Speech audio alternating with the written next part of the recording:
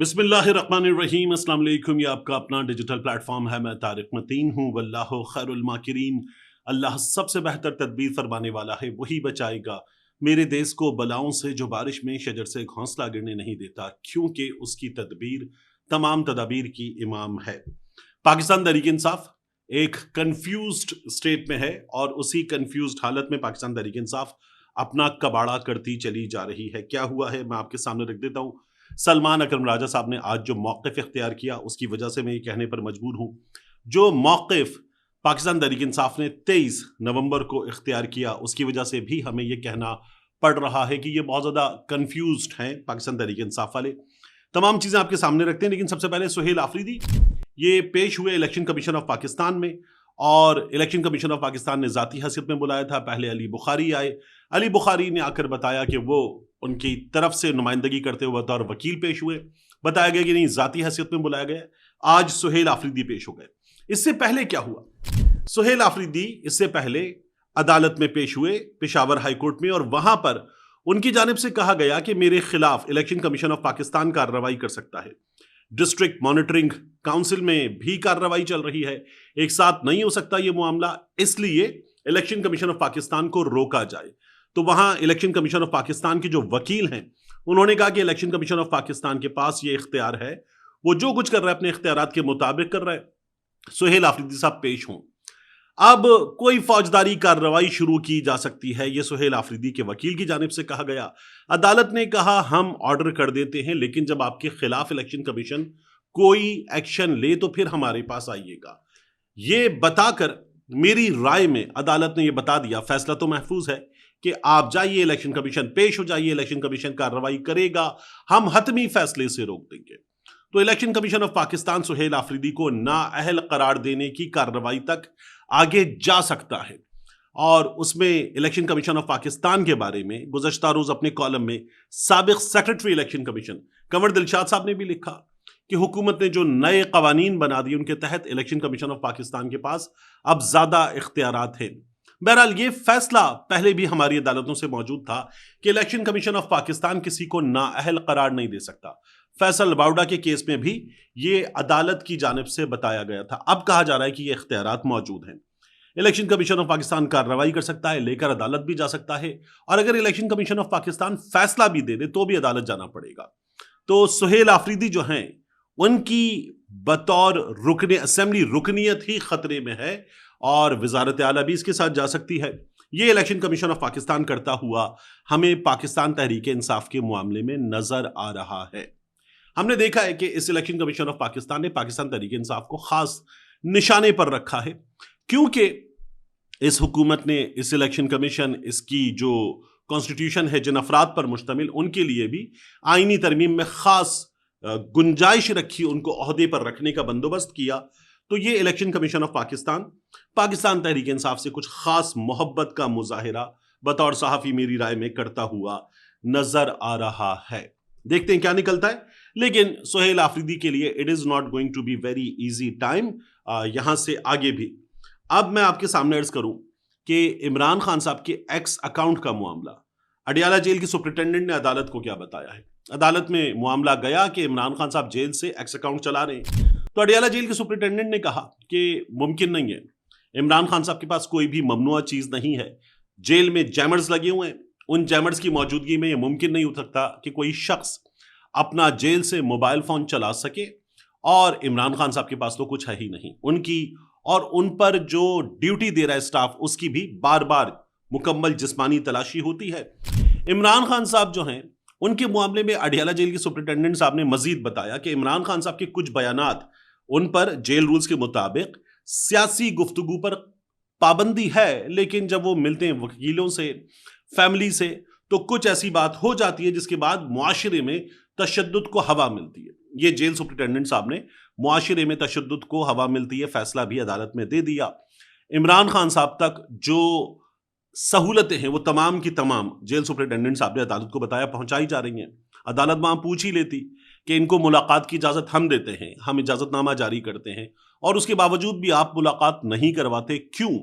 लेकिन बहरहाल ये सब कुछ वहां पर नहीं हुआ, और इमरान खान साहब के बारे में ख्वाजा आसिफ साहब का बयान हो गया झूठा। ख्वाजा आसिफ साहब ने ये कहा कि इमरान खान साहब जेल में ये जो नोकिया 3310 टाइप का कोई फोन है ये इस्तेमाल कर रहे हैं। एक, जेल सुप्रिंटेंडेंट ने बताया कि ऐसी कोई चीज नहीं है। दो, इमरान खान साहब की बार बार तलाशी होती है। तीन, उन्होंने ये बताया कि जेल में जैमर्स हैं, फोन इस्तेमाल हो ही नहीं सकता। इमरान खान साहब का जेल से बाहर से ट्विटर अकाउंट चलाया जा रहा है, ये साफ तौर पर बता दिया गया। इमरान खान साहब का ट्विटर अकाउंट, पाकिस्तान तहरीक इंसाफ का ट्विटर अकाउंट, खास तौर पे इमरान खान साहब का, इस हुकूमत के लिए एक मुसीबत है, क्योंकि उस ट्विटर अकाउंट से, इमरान खान साहब के अकाउंट से आसिम मुनीर साहब के खिलाफ, हुकूमत की कुछ शख्सियात के खिलाफ, खास तौर पर इस्टेब्लिशमेंट की शख्सियात के खिलाफ बहुत ठीक ठाक अंदाज में तनकीद की जाती है। कई बार वो तनकीद से ज्यादा होता है, और इतना ज्यादा होता है कि हमारे यहाँ ये नहीं किया गया। वो जो कहते हैं ना कि इमरान खान इस्टेब्लिशमेंट से लड़ाई को जिस जगह ले गया है, पाकिस्तान में ये पहले नहीं हुआ। जेल में जाने के बाद तो लोग चुप हो जाते हैं या मुल्क से फरार हो जाते हैं। हमने रिसेंटली लोगों को मुल्क से चंपत होते हुए देखा है। लेकिन अब की बार इमरान खान साहब जो हैं वो जेल में बैठकर ये लड़ाई कर रहे हैं। इसीलिए कहा जा रहा है कि नहीं, जेल में बैठकर रास्ता निकाला जाता है। हमारे यहाँ ऐसे लोग हैं जो कुछ दिन पहले तक ये कहते थे कि नवाज शरीफ जेल से भाग गया था, और अब वो कहते हैं नवाज शरीफ ने जेल में बैठकर रास्ता निकाला था, मोहतरमा बेनजीर भुट्टो ने रास्ता निकाला था, और अब इमरान खान साहब को भी रास्ता निकाल लेना चाहिए। ये बात हो रही है इमरान खान साहब के मामले में। अडियाला जेल के सुप्रिंटेंडेंट ने भी ये बताया, तो ख्वाजा आसिफ साहब की बात तो हो गई मुकम्मल तौर पर झूठी। अब मुझे आपके सामने एक और चीज रखनी है। ये जो मरियम नवाज शरीफ साहिबा की कारकर्दगी की वजह से वोट मिला, कारकर्दगी देखी जाए। पत्थर के दौर में खैबर पख्तूनख्वा चला गया है। मरियम नवाज ने क्लिनिक ऑन व्हील्स शुरू किए हैं, BHUs रीवैम्प किए हैं, जो रूरल हेल्थ सेंटर्स RHCs हैं वो रीवैम्प किए हैं। उनके रीवैम्प करने की सूरत हाल क्या है? पंजाब के चीफ सेक्रेटरी को जो रिपोर्ट दी गई है, यानी ये नहीं है कि कोई यूट्यूबर बोल रहा हो, ये नहीं है कि कोई पाकिस्तान तहरीक इंसाफ का रहनुमा बोल रहा हो। जो पंजाब के चीफ सेक्रेटरी को दी गई रिपोर्ट है, वो रिपोर्ट क्या बताती है मरियम नवाज की हुकूमत की इस कारकर्दगी के बारे में मैं आपको दिखाता हूं। ये जो रिपोर्ट आप देख रहे हैं, ये रोजनामा दुनिया में दुनिया न्यूज के रिपोर्टर हैं और ब्यूरो चीफ हैं हसन रजा, उनकी जानिब से आई है। रिपोर्ट बताती है कि पंजाब मॉनिटरिंग एंड इवैल्यूएशन ने महकमा हेल्थ एंड पॉपुलेशन के Maryam Nawaz health clinic project में शदीद बदइंतजामी और बेजाब्तगी के बारे में रिपोर्ट आला हुक्काम को पेश कर दी है। रिपोर्ट क्या कहती है? मुख्तलिफ सेंटर्स के दौरा करने पर पता चला कि मरीजों का डाटा गलत। 1, वैक्सीन का रिकॉर्ड अधूरा। 2, इलाज का कोई मयार ही तय नहीं है। 3, चीफ सेक्रेटरी पंजाब जाहिद जमान को पेश की गई रिपोर्ट फाइलों और कागजी कार्रवाई की नजर हो गई, सत्यानाश। 4, आगे क्या पता चलता है आपको? चीफ सेक्रेटरी पंजाब ऑफिस जराए से मौसूल होने वाली मालूमात के मुताबिक रिपोर्ट में इंकशाफ हुआ कि मरियम नवाज हेल्थ क्लिनिक में एक शनाख्ती कार्ड पर 6 मरीजों की रजिस्ट्रेशन की जा रही है। एक शनाख्ती कार्ड पर 6 मरीजों की। लेबर रूम में गंदी बेडशीट्स और गंदे तकिए, सफाई का निजाम इंतहाई नाकिस। लेबर रूम में छुपकलियां, क्लिनिकल बिल्डिंग में कुत्ते मौजूद पाए गए। Outsource BHUs basic health units Punjab health care commission में रजिस्टर्ड ही नहीं। ILR वैक्सीन फ्रिज के लिए बिजली का बैकअप निजाम ही मौजूद नहीं। रिपोर्ट के साथ मॉनिटरिंग टीम ने तस्वीर भी लगा दी हैं। BHUs में दवाओं की नाकिस जराए से खरीदारी की कोई इनवाइस और वारंटी तक मौजूद नहीं। दवाएं गैर मारूफ सप्लायर्स से खरीदने से कई सवालात खड़े हो गए। दवाओं की खरीदारी में ड्रग रेगुलेटरी अथॉरिटी रूल्स की खिलाफ वर्जी भी की गई है। लेबोरेटरीज, वैक्सीनेशन रूम्स में कोई टेम्परेचर मॉनिटरिंग शीट मौजूद नहीं है। मरीजों का कोई रिकॉर्ड मौजूद नहीं है। आउटसोर्स डिलीवरी में एहतिसाब और चेक एंड बैलेंस खत्म, बगैर लॉक के काम किए गए हैं। सोलर सिस्टम बजट में शामिल है मगर इंस्टॉल तक नहीं किया गया है। यह है कारकर्दगी। वो जो होता है ना, खैबर पख्तूनख्वा पत्थर के दौर में चला गया। ये कौन सा दौर है? अक्ल पे पत्थर पड़ गए। ये क्या है जो तशहीरी मुहिम में दिखाया जाता है? बदल के रख दिया पंजाब। ये बदला है या बदला है लोगों से? इतना बुरा आपका इस वक्त निजाम है। और इसका पोल खोलकर जो रिपोर्ट आपके चहीते चीफ सेक्रेटरी साहब को दी गई है, वो रिपोर्ट जो है वो रद्दी बन चुकी है।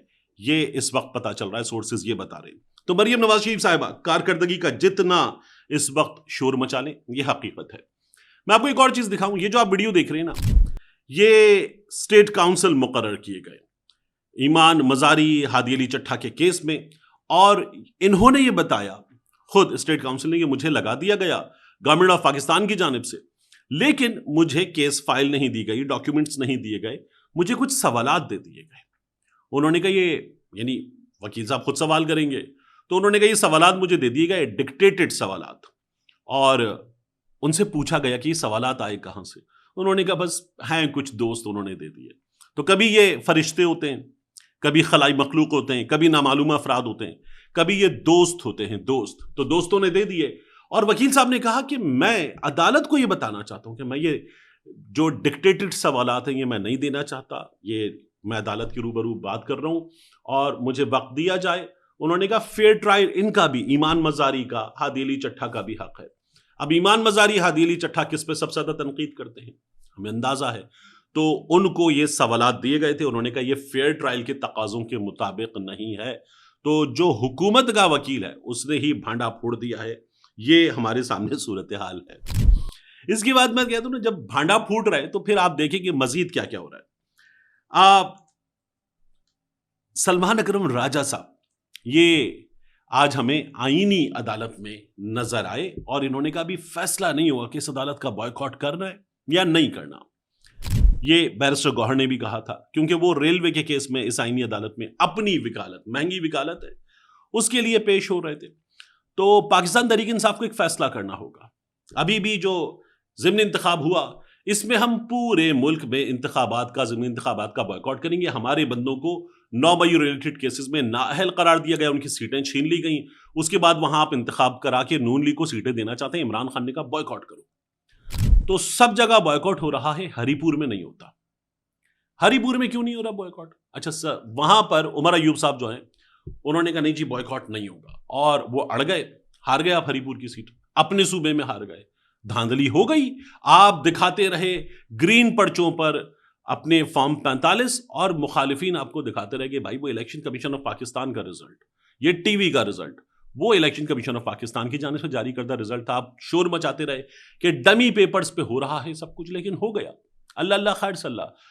आप लोगों की जो लीड हमें नजर आ रही थी कोई 30,000 वोटों की, वो आखिर में कुछ 44,000 वोटों से आप इलेक्शन हरवा दिए गए। ये सूरत हाल है आपके साथ। तो इमरान खान ने जो कहा था उस पर अमल करना चाहिए था। अब क्या हो रहा है? अभी जो आईनी अदालत है इसका बॉयकॉट करें या ना करें, आप देखेंगे आईनी अदालत है क्या। इसमें 2024 8 फरवरी के इंतखाबात की धांधली का केस अब लग रहा है। 2024 के इंतखाबात में धांधली की गई, उसका केस अब लग रहा है। इमरान खान साहब की हिदायत पर वकील हमीद खान साहब ने यह केस किया था। गालिबन मार्च की कोई 18-20 तारीख थी, तब किया गया था। तब से यह केस चलता रहा, और काजी फाइज ईसा मौजूद था, नहीं लगाया गया। वो चले गए, फिर उसके बाद चीफ जस्टिस याहिया खान साहब आ गए, मंसूर अली शाह साहब का रास्ता रोक दिया गया, नहीं लगाया गया। आईनी बेंच बना दिया गया, नहीं लगाया गया। फिर उसके बाद अब आईनी अदालत बन गई, अब लग रहा है। क्या होगा आपके साथ? आपको समझ में नहीं आ रहा इसके बावजूद भी। जब ये आपका केस बाकी जगहों पे नहीं लगता, यहां लग जाएगा, तो आपको पता नहीं चल रहा कि आपके साथ क्या होगा। यहां आप केस हारेंगे और कहा जाएगा इलेक्शन ठीक हुआ था। वो इतना बड़ा वकील आईनी बेंच में सिंध हाई कोर्ट में हुकूमत सिंध की कारुंझर पहाड़ी वाले केस में सिंध हुकूमत की नुमाइंदगी करते हुए आईनी बेंच में पेश होने जा रहा था, लेकिन उसने कहा नहीं, अब जब वकीलों ने कह दिया कि इनका बॉयकॉट करना है तो मैं पेश नहीं होऊंगा, हुकूमत सिंध की नुमाइंदगी नहीं करूंगा। हुकूमत सिंध ने मुझे पैसे दिए थे, बताए हुकूमत सिंध के पैसे कैसे वापस करने, में पैसे वापस करूं। वो ये कर रहा है, और पाकिस्तान तहरीक इंसाफ वाले सोच रहे हैं कि हम पेश हो ना हो, आप पेश हो जाएं, उसके बाद आपके साथ जो होगा आपको लग पता जाएगा। ये नजर आ रहा है, क्योंकि आपका केस इससे पहले चला नहीं, अब आपका केस यहां चलेगा। क्या पूरे पाकिस्तान ने नहीं देखा कि इंतखाब कैसे हुए? इंतखाब से पहले क्या हुआ, फिर उसके बाद पाकिस्तान तहरीक इंसाफ के साथ काजी फाइज ईसा की अदालत में क्या हुआ, फिर उसके बाद नॉमिनेशन पेपर के मामले पर क्या हुआ, फिर इंतखाबात वाले दिन बंद करो मोबाइल फोन, बंद करो इंटरनेट, और फिर उसके बाद पाकिस्तान तहरीक इंसाफ को जगह जगह वो पोलिंग स्टेशन के बाहर जो कैंप लगाने की सहूलत होती है वो भी नहीं दी गई।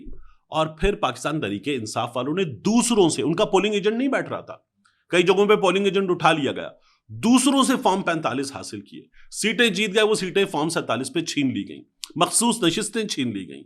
और अब आप ये चाहते हैं कि आप यहां पेश हों और कहा जाए इलेक्शन ठीक हुआ था, और फिर आपका कबाड़ा मजीद हो जाए, आपसे कहें आपके मुखालिफिन नून लीग वाले, मरियम नवाज की टीम वाले कि देखो तुम लोग हर जगह जलील हुए, तुम लोगों ने धांधली का भी झूठ बोला था, अदालत से फैसला आ गया, तुमने अदालत में केस लड़ा था, केस भी हार गए, इंतखाबात भी हार गए, तुम झूठ बोलते हो। ये पाकिस्तान तहरीक इंसाफ के साथ इस अदालत में होने जा रहा है। पाकिस्तान तहरीक इंसाफ को एक फैसला साफ तौर पर कर लेना चाहिए। जब बुकला की एक बड़ी बिरादरी और यहां सिंध में उन्होंने एक शो जमा के दिखाया, रंग जमा के दिखाया, वो ये कर रही है और आप बाकायदा तौर पर उन बुकला को जरा साइड पे, वो मुझे लड़ने दो केस, ये करेंगे तो उसके बाद चला लिया आपने बुकला तहरीक, उसके बाद चला लिया आपने इस 26वीं 27वीं आईनी तरमीम के खिलाफ, और अब जो 28वीं आने वाली है उसके खिलाफ मुहिम चल गई ऐसे। तो सलमान अकरम राजा साहब को चाहिए कि जरा सोच लें कि क्या करना है, लेकिन अभी तक तो मुझे कहीं भी क्लैरिटी नजर नहीं आ रही। आखिरी चीज जाते जाते आपके सामने रखूं, 22 फितनतुल खवारिज के जो दहशतगर्द अनासिर हैं वो मजीद बन्नू में ठिकाने लगे। आईबीओ था, इंटेलिजेंस बेस्ड ऑपरेशन, उसमें इनको निशाना बनाया गया, इनके खिलाफ कार्रवाई की गई, 22 दहशतगर्द मारे गए हैं। और अब सिक्योरिटी जराये के मुताबिक इलाके में सर्च एंड सैनिटाइजेशन ऑपरेशन जारी है। मिलते हैं इंशाल्लाह आपसे अगली वीडियो में।